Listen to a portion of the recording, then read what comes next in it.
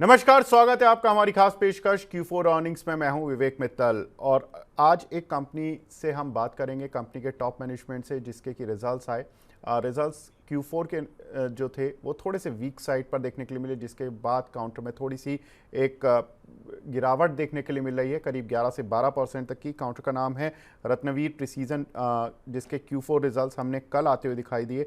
Revenue में company के करीब 6% की गिरावट देखने के लिए मिली, साथ ही प्रॉफिट में करीब 39% की गिरावट देखने के लिए मिली। कारण क्या है, आउटलुक क्या है, इस पर बात करने के लिए हमारे साथ कंपनी के promoter, MD and CFO Mister Vijay Ramanlal Sanghvi sir जुड़ चुके हैं। Vijay sir, hi, good afternoon sir, thank you very much for your precious time sir. Good afternoon Vivek ji, thank you so much to join अस।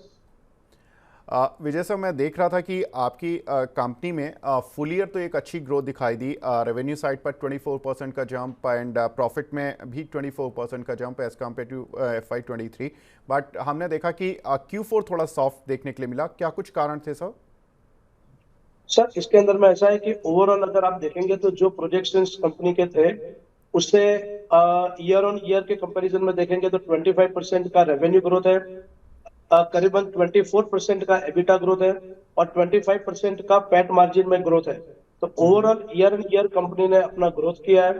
दूसरी बात है कि जो क्वार्टर टू क्वार्टर में लगेंगे तो क्वार्टर टू क्वार्टर के अंदर में जो हमारा रेवेन्यूज है वो एक सर्टेन सेगमेंट्स के ऊपर में स्ट्रिंजेंट रहता है।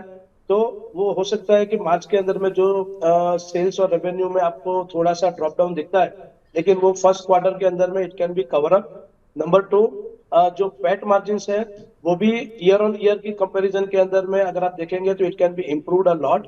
एंड अगर ईयर ऑन ईयर के अंदर में देखेंगे तो जो लास्ट ईयर 25 करोड़ का जो पैट था वो 31 करोड़ तक पहुंचा है।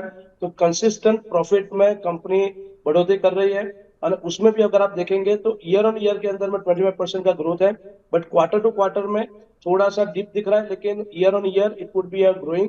एंड आने वाले साल के अंदर में जिस तरीके की कंपनी के पास में ऑर्डर बुक है, जिस प्रकार के ऑर्डर बुक और कैपेक्स कंपनी लेके चल रही है, और उसके साथ में हम देखेंगे कि इसी तरीके से कंसिस्टेंट रिजल्ट और इससे ज्यादा टॉप लाइन ग्रो करेगी एंड बॉटम लाइन भी इसके साथ में पैरेलली ग्रो करेगी। बिल्कुल सर, आप ऑर्डर बुक की बात कर रहे थे, कितनी बड़ी ऑर्डर बुक है? हमारे पास में अभी आज के डेट में हमारा फर्स्ट क्वार्टर और जुलाई एंड तक के ऑर्डर बुक पोजीशंस है, और ऑर्डर बुक की जो पोजीशंस है वो करीबन 200 करोड़ प्लस के ऑर्डर्स कंपनी के हाथ में अवेलेबल है इन ऑल सेगमेंट्स। कंपनी जो जो भी सेगमेंट्स में काम कर रही है और बहुत स्ट्रॉन्ग सेगमेंट्स के साथ में कंपनी आगे प्रोग्रेस कर रही है। कैपिटल एक्सपेंडिचर जो भी कंपनी ने लास्ट ईयर स्टार्ट किया था वो भी 31 जुलाई तक कंप्लीट होकर 1 अगस्त से इन प्रोडक्शन में आ जाएगा। तो रेवेन्यू और पैट दोनों में आपको बढ़ोतरी दिखाई देगी। जी सर, ये कैपेक्स कितना बड़ा था और इससे कितना टॉप लाइन में इजाफा होगा जब ये ऑन स्ट्रीम आ जाएगा? अच्छा, लास्ट ईयर हमने 46 करोड़ का कैपेक्स किया है और इसी से टॉप लाइन जो है वो जैसे आप देखेंगे 25% का ग्रोथ है जो लास्ट ईयर का, और दिस ईयर भी हम लोग जो 700 करोड़ का जो टॉप लाइन लेके चल रहे हैं उसको हम आराम से मिट आउट कर लेंगे। और जिस प्रकार की ऑर्डर बुक है, जिस तरीके से कैपेक्स का बुकिंग चल रहा है और मार्केट और मेटल सेक्टर में जिस प्रकार की एक इंक्रीज है, और कस्टमर का रेफरेंस देखते हुए और ऑर्डर बुक की पोजीशन देखते हुए हमको लग रहा है कि हम लोग इस साल भी 25% से ज्यादा ग्रोथ के साथ क्लोज करेंगे। जी सर, अभी आपके जो 4 यूनिट्स हैं, 4 प्लांट हैं, वहाँ पर कितना कैपेसिटी यूटिलाइजेशन देखने के लिए मिला इस पूरे साल के अंदर? चारों चार प्लांट है जिसमें मेल्टिंग का कैपेसिटी अपना इंजीनियरिंग की कैलकुलेशन के हिसाब से जो 80% इक्वल टू 100%, सो 80% ऑक्यूपेंसी से चल रहा है। Rolling okay. प्लांट भी पूरा 80% ऑक्यूपेंसी के साथ चल रहा है। और melting washer unit, sheet metal, finishing line and the tubes which all are been running the all the three shifts 24 hours with the capacity of 80% plus. So capacity utilization is not a question. Important is आने वाले समय में जो हमने capex किया है और उसका जो रियलाइजेशन है उसका जी फ्रूट आपको जुलाई ऑनवर्ड से देखने को मिलेगा। और फर्स्ट क्वार्टर के ऑर्डर बुक की पोजीशन के पॉइंट ऑफ व्यू से हम लोगों ने लास्ट ईयर से ये साल में जो कंसिस्टेंसी है वो मेंटेन किया है। कंसिस्टेंसी प्लस 25% एबिटा, 25% पैट और 25% के आसपास टॉप रेवेन्यू में भी ग्रो किया है। और इसी ग्रोथ के साथ में हम रफ्तार के साथ बढ़ते रहेंगे। क्वार्टर एंड क्वार्टर के रिजल्ट में माइनर डिस्पैचेस के अंदर में डिफरेंस हो सकता है, लेकिन जो ईयर ऑन ईयर की कैलकुलेशंस जो है उसके अंदर में कंपनी ने ओवरऑल बहुत अच्छा और शानदार परफॉर्मेंस किया है। कंपनी के जी अपने टॉप हिस्टोरिकल रिकॉर्ड्स है। जो टॉप लाइन भी जो है वो हिस्टोरिकल रिकॉर्ड जो 22 साल में वो 600 करोड़ प्लस का टॉप लाइन है। और एबिटा भी 57 करोड़ का है।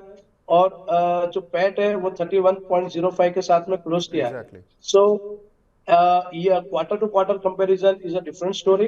But year on year comparison में हर एक क्षेत्र के अंदर में, हर एक पैरामीटर के अंदर में कंपनी ने 25% के प्लस में ग्रो किया हुआ है। बिल्कुल। लेकिन सर, अगर हम देखें तो दो एस्पेक्ट जिन पर हमने बात नहीं की है, वो पॉजिटिव एस्पेक्ट ही हैं ऑफ कोर्स। एक एक्सपोर्ट ग्रोथ, जहां से कि मैं देख रहा था कि आपकी इस क्वार्टर में 296% की ग्रोथ थी। हालांकि एक्सपोर्ट आपके ओवरऑल रेवेन्यू में केवल 10% ही ऑलमोस्ट कंट्रीब्यूट कर रहे हैं। क्या कुछ कारण रहा कि इस क्वार्टर में इतना अच्छा एक्सपोर्ट की ग्रोथ देखने के लिए मिली? दूसरा, कि क्या फोकस है आपका एक्सपोर्ट फ्रंट पर? अच्छा, तो अगर आप देखेंगे तो एक्सपोर्ट्स का जो ग्रोथ है वो एज इट इज है। एक्सपोर्ट के ग्रोथ के अंदर में 25% का आसपास का हमारा टोटल रेवेन्यू में कंट्रीब्यूशन है। और आने वाले समय के अंदर में because of the Red Sea canal and the freight issue थोड़ा सा एक्सपोर्ट डिस्पैचेस हेम्पर थे। लेकिन that can be a smooth line. And अभी आप आने वाले समय के अंदर में अगर आप देखेंगे आउटलुक, तो कंपनी के पास में जो एक्सपोर्ट्स के ऑर्डर है अकॉर्डिंग टू दिस 35% का कंट्रीब्यूशन 24-25 के अंदर में ओवरऑल रहेगा। जी। दूसरा एस्पेक्ट है सर इंटरेस्ट कॉस्ट, जो कि इस क्वार्टर में शार्पली गिरी है। ये एक अच्छी बात होती है क्योंकि इससे फाइनेंशियली कंपनी साउंड दिखती है। क्या आपने कर्जा चुकाया और कितना कर्जा है अभी कंपनी पर?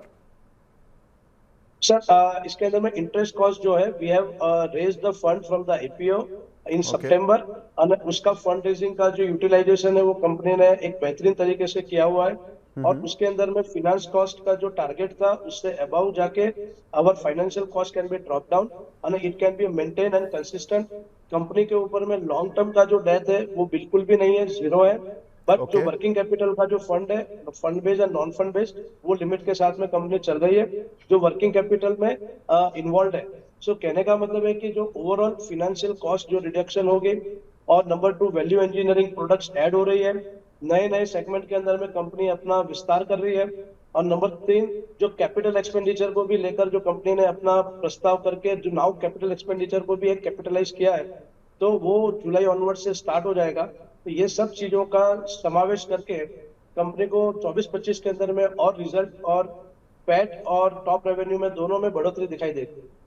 जी सर, आप एबिटा मार्जिन्स पर मैं आना चाहूँगा। 8.36% इस साल के मार्जिन्स देखने के लिए मिले, as compare to 9.5% in FY23। Almost 110 basis point का सॉफ्टनेस देखने के लिए मिली एबिटा मार्जिन्स में। क्या कुछ रीजंस हैं, और कैसे आप देख रहे हैं FY25 के लिए EBITDA margin sir? Okay, good question. So EBITDA अगर आप देखेंगे in the term of the rupee, तो 47 करोड़ से 57 करोड़ का इंप्रूवमेंट हुआ है। और साथ साथ में देखेंगे तो 25% का ग्रोथ है। पैरेलली दैट्स कि अगर हमारा जो नया कैपेक्स है जो ये साल के अंदर में 46 करोड़ का कैपेक्स इंस्टॉल होगा, जिसमें इंटरेस्ट और डेप्रिसिएशन का कंट्रीब्यूशन रहेगा। सो आने वाले साल के अंदर में अगर आप देखेंगे तो EBITDA can be improve to 9.7% to 12%। तो ओके। वो जो 12% का ये साल के अंदर में हम एबिटा का ग्रोथ देख रहे हैं। और उसके अगले साल के अंदर में भी हमारा दिस ईयर में भी नया कैपेक्स जो 54 करोड़ का होगा, उसको ऐड करते हुए अगले साल के अंदर में हम 14% तक एबिटा तक ले जाएंगे। और पैट जो है वो 9% और 9% अबाउ रहेगा आने वाले 2 साल के अंदर में। और कंपनी की top revenue can be increase to the 1100 crore, मतलब 1100 करोड़ प्लस वो टॉप लाइन भी हो जाएगी। सर, ये 1100 करोड़ रुपए की टॉप लाइन किस फाइनेंशियल ईयर में होगी? सो 1100 करोड़ की जो टॉप लाइन है, जो हमारे 2 कैपेक्स कंप्लीट होंगे, उससे 400 करोड़ का रेवेन्यू जनरेट होगा इन डिफरेंट सेक्टर्स, जहां पर हम लोग अलग अलग प्रकार के प्रोडक्ट्स को एक्सपेंशन कर रहे हैं करंट प्रोडक्ट के अंदर, जिसमें 46 करोड़ का कैपेक्स अभी है। और 54 करोड़ का कैपेक्स हम लोग नवंबर दिसंबर में कर रहे हैं दिस ईयर।